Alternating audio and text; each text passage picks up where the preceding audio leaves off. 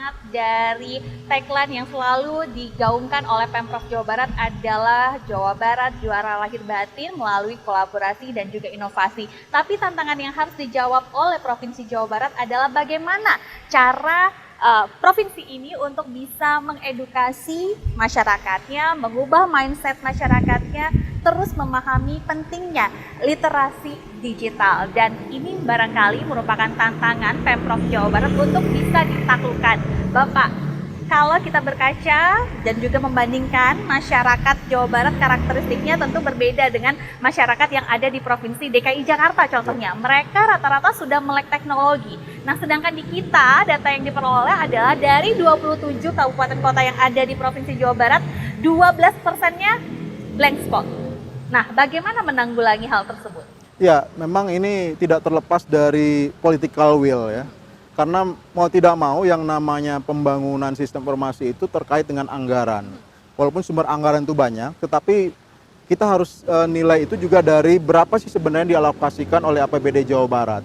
Saya kira sampai sejauh ini anggarannya belum terlalu besar, walaupun angkanya itu karena ada di berbagai dinas, kita belum bisa lihat totalnya berapa. Nah, yang pertama adalah bicara bagaimana sosialisasinya kepada masyarakat. Mau tidak mau yang paling efektif adalah melalui sistem pendidikan. Karena mulai dari kecil memang harus dibiasakan bagaimana menggunakan memanfaatkan fasilitas sistem informasi ini. Nah, saya melihat bahwa itu yang harus menjadi prioritas, karena sekarang ada prioritas kita misalnya anggaran 20% untuk pendidikan. Nah, dari situ sebenarnya ada peluang bagaimana memanfaatkan anggaran yang 20% ini juga untuk bagaimana membangun sistem informasi pendidikan ini. Jadi kita bangun bertahap, misalnya tadi yang 12% blank spot ini, maka itu harus ada prioritas pertama begitu. Bagaimana caranya pada tahun depan atau tahun ini dianggarkan ke semua sekolah, ke semua daerah, ke semua desa, itu sudah tidak lagi blank spot. Nah, salah satu hal tadi bicara 4 faktor tadi, maka yang pertama yaitu infrastruktur sistem informasi, itu menjadi sesuatu hal yang menjadi kewajiban pertama dilakukan. Kita tahu sekarang pembangunan backbone sistem informasi berupa kabel fiber optik itu selalu dilakukan oleh pemerintah pusat, terutama mungkin oleh Telkom, begitu, oleh perusahaan-perusahaan besar. Menurut saya tidak ada salahnya pemerintah Jawa Barat juga mulai turun ke sana, terutama tadi untuk menyelesaikan yang 12% tadi. Tidak ada hambatan atau tidak ada pelarangan undang-undang bahwa pemerintah provinsi bisa menyelesaikan hal itu. Itu bisa diselesaikan oleh BUMD yang ada di Jawa Barat saya kira. Tinggal bagaimana tadi political will-nya seperti itu. Itu yang pertama. Yang kedua juga, bagaimana di sekolah-sekolah ini secara keseluruhan yang seperti kita rasakan sekarang sudah dicanangkan misalnya PPDB online, tapi kenyataannya masih ada yang ke sekolah. Nah, itu sesungguhnya adalah ketidaksiapan infrastruktur tadi. Jadi sistem informasi yang kemudian dibangun di kota-kota ternyata tidak bisa diikuti perkembangannya dengan ada yang di desa-desa. Sekolah-sekolah yang ada di pelosok-pelosok, terutama SMA SMK yang ada dan berada di bawah kewenangan Provinsi Jawa Barat, tidak semuanya mampu mengadopsi sistem informasi karena infrastrukturnya belum ada. Nah, kemudian bagaimana caranya itu bisa dilakukan agar bisa berjalan serentak, maka harus ada komunikasi yang bagus antara pemerintah Jawa Barat dan pemerintah kabupaten kota, begitu. Bagaimana caranya kabupaten kota juga ikut mendukung ini. Jadi kita sama-sama pada 5 tahun ini misalnya membangun sistem informasi dan infrastruktur sistem informasi, termasuk juga dengan pemerintah desa. Dengan adanya anggaran desa yang kontinu setiap tahun lebih dari 1 miliar, dan saya lihat itu salah satunya diperuntukkan infrastruktur, tidak ada salahnya pemerintah desa juga membangun infrastruktur sistem informasi begitu. Selama ini kan yang diketahui desa mungkin infrastruktur itu kalau nggak jalan irigasi, ya kan. Nah, menurut saya sudah saatnya desa juga melihat bahwa infrastruktur sistem informasi itu adalah bagian hal yang penting. Nah, siapa yang bisa membuat dan melakukan itu kemudian menggunakannya, saya kira ini generasi muda paling depan begitu ya. Apalagi generasi milenial, saya hidupnya tidak akan bisa lepas dari sistem informasi, terutama sosial media, aplikasi dan sebagainya. Itu yang akan menjadi nanti garda promosi terdepannya begitu. Jadi mau sampai desa pun mereka pasti saya yakin mampu begitu. Jadi demand-nya itu dimunculkan dari mereka. Jadi ketika kita membangun sosialisasi dari sistem pendidikan, mereka itu harus menyampaikan kepada pemerintah lokal, kepada pemerintah desa bahwa kita butuh ini sekarang begitu. Nah, itu strategi itu menurut saya harus dilakukan dari sistem pendidikan, dari generasi muda, bagaimana pemahaman untuk kebutuhan tentang sistem informasi digital Provinsi ini menjadi kebutuhan nomor 1. Tidak hanya kebutuhan misalnya pembangunan jalan, pembangunan irigasi, tapi juga ini sangat diperlukan dan ini akan meningkatkan perekonomian. Akan jauh lebih cepat lagi nanti perekonomian ketika misalnya di desa-desa bisa menjual produknya melalui internet, melalui aplikasi, melalui platform digital begitu. Saya kira itu untuk langkah yang bisa dilakukan oleh pemerintah Jawa Barat. Selain juga memang harus ada investor menurut saya. Tidak mungkin kita hanya bicara anggaran sendiri. Banyak sesungguhnya yang melihat Jawa Barat itu sebagai potensi yang luar biasa. Dengan angka pertumbuhan di atas 5% sebelum Covid ini, itu saya kira sebenarnya sangat menarik. Dan setiap tahun pun sesungguhnya Jawa Barat itu selalu menjadi provinsi yang nomor 1 investasi dari asingnya. Tapi sayangnya memang saya lihat kebanyakan itu di industri manufaktur begitu. Sementara sampai ke pelosok ya, ke pelosok infrastruktur ini belum tersentuh sama sekali. Itu butuh semacam insentif dan juga semacam pendekatan dari pemerintah untuk mencoba membangun itu. Apa yang bisa dilakukan? Ya, di pelosok-pelosok ini harus dibangun sebuah potensi ekonomi begitu. Selama ini potensi ekonomi hanya selalu berada di sekitar perkotaan. Sudah saatnya kita membangun sampai ke desa dan itu akan saling mendukung satu sama lain. Ketika infrastruktur dibangun, ekonomi akan berjalan, ekonomi ini berjalan, maka infrastruktur akan masuk ke sana. Oke, semuanya berjalan akibat dari sebab infrastruktur digitalisasi sudah mumpuni di semua wilayah yang ada di Jawa Barat, termasuk 12% blank spot yang ada di Jawa Barat. Setidaknya 12% itu ada 5.000 desa loh Pak. Betul. Cukup banyak atau bahkan sangat banyak yang memang menjadi PR Provinsi Jawa Barat untuk terus bisa menanamkan infrastruktur berkaitan dengan TIK tersebut Pak. Kemudian kalau kita lihat DKI Jakarta, kita sudah bisa lihat bahwa saat ini memang kehidupan secara digitalnya begitu luar biasa. Jawa Barat sedang menuju ke sana, ditambah lagi dengan pandemi semuanya memanfaatkan digitalisasi. Nah, upaya dari pemerintah Provinsi Jawa Barat sendiri untuk mencari referensi daerah lain seperti apa? Kabarnya kemarin baru kunjungan ke Provinsi Jawa Tengah. Ya, saya sendiri sebenarnya tidak termasuk ke panitia khusus penyusunnya, tetapi memang betul kita biasanya ketika menyusun perda itu akan melihat provinsi mana yang sudah punya perda itu atau sudah menjalankannya. Nah, sesungguhnya paling ideal memang di Jakarta, tapi kita tidak bisa meniru Jakarta karena di sana semua kota, tidak ada desa. Jawa Tengah sendiri saya kira perdanya sudah ada dan di sana disebutkan sebagai Jawa Tengah Cerdas, Perda Jawa Tengah Cerdas. Ini sama dengan mungkin istilahnya dengan Smart Provin begitu ya. Nah, apa yang kita bisa tarik pelajaran dari sana? Salah satunya adalah amanatnya yang penting sekali ketika kita memang punya perencanaan jangka menengah dan jangka panjang, itu adalah salah satunya harus ada rencana induk begitu. Harus ada satu rencana besar pembangunan sistem informasi digital Provin ini. Jadi tidak hanya sekedar membuat perda, tapi ada satu di sana operasionalisasi dari perda itu berbentuk perencanaan. Dan ini tidak bisa hanya melibatkan satu dinas Kominfo saja. Tapi semua dinas, bahkan melibatkan kabupaten kota, melibatkan pemerintah desa, melibatkan stakeholder yang lain, melibatkan masyarakat, harus ada di dalam komponen dari rencana induk pembangunan sistem informasi digital Provin itu begitu.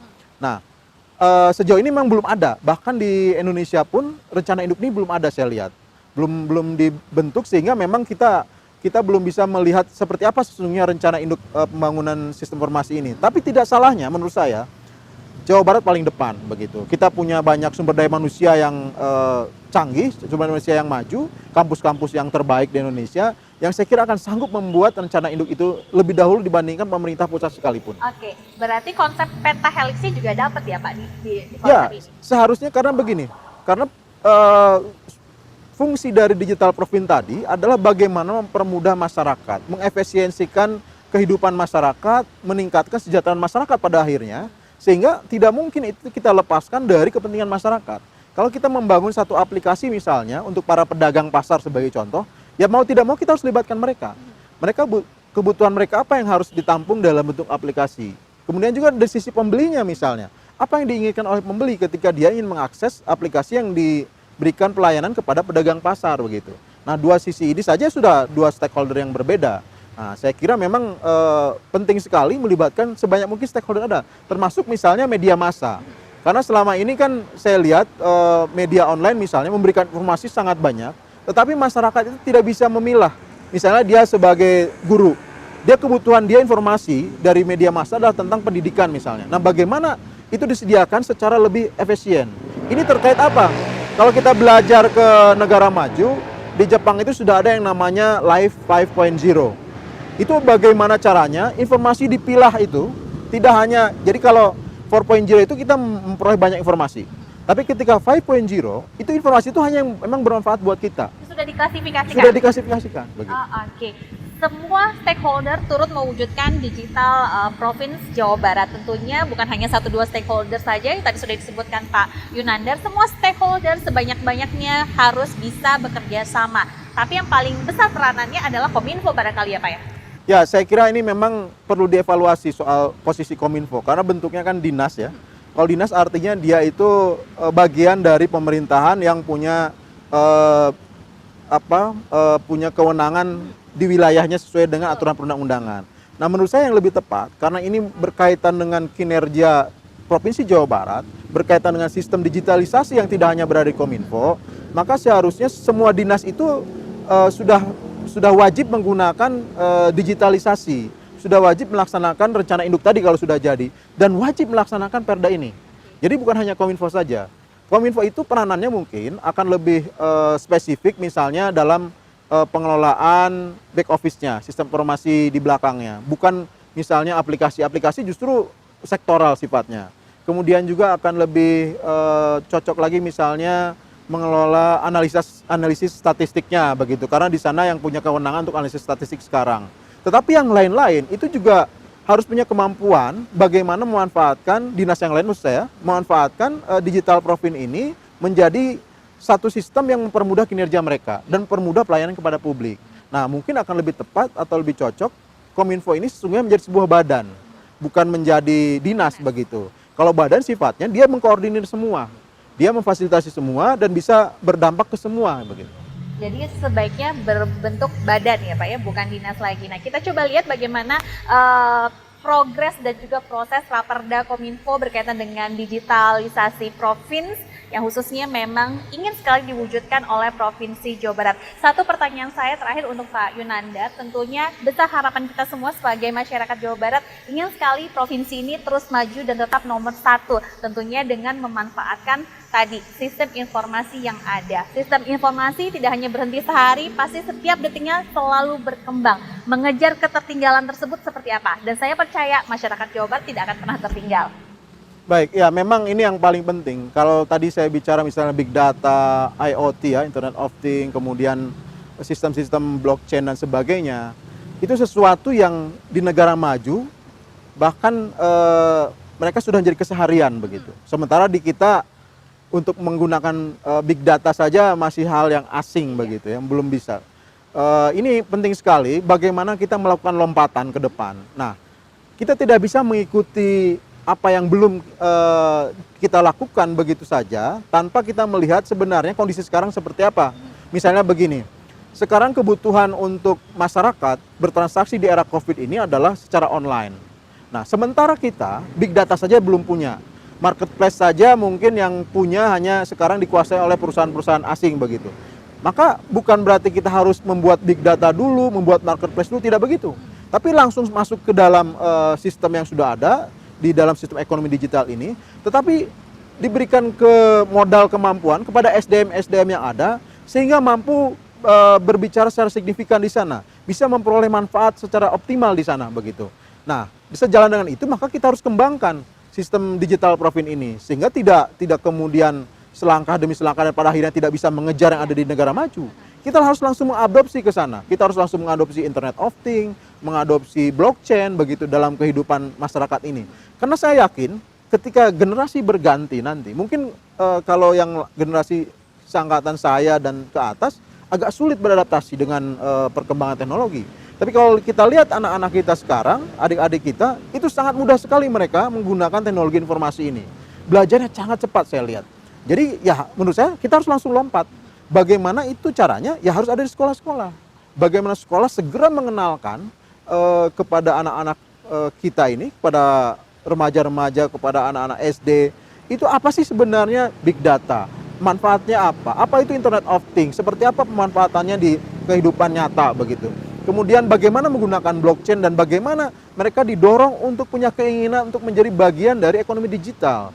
Jadi cita-cita itu sekarang harus didorong bagaimana mereka mau misalnya atau mempunyai kemampuan untuk menjadi programmer, menjadi orang yang ahli coding. Jadi tidak tidak berpikir seperti zaman kita lagi, seperti zaman saya lagi begitu ya. Tapi juga kita potong generasinya seperti itu. Nah, ketika itu bisa kita lakukan, saya yakin adaptasi mereka akan jauh lebih cepat. Oke, ini berhubungan dengan sumber daya manusia yang harus dipersiapkan sejak dini, dan ini berkaitan dengan fasilitas pendidikan dan juga kualitas pendidikan yang ada di Indonesia. Tentunya besar harapan kita, mereka-mereka yang sedang ada di bangku sekolah yang menjadi agent of change, yang menjadi generasi penerus, bisa mewujudkan semua hal yang memang tentunya memudahkan segala macam kepentingan dan juga kenyamanan masyarakat banyak, termasuk Provinsi Jawa Barat. Pak Yunandar Eka Perwira, terima kasih sudah mengundang saya ke kantornya.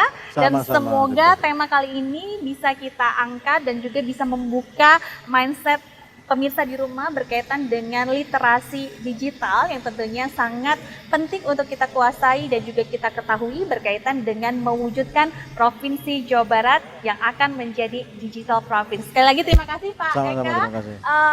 Berdasarkan diskusi kita hari ini, semoga itu segera terwujud dan selamat bekerja untuk kemajuan Provinsi Jawa Barat. Dan pemirsa, terima kasih Anda sudah bersama kami berdua dalam talk show Adikarya Parlemen episode kali ini, dan kita akan ketemu lagi di episode selanjutnya.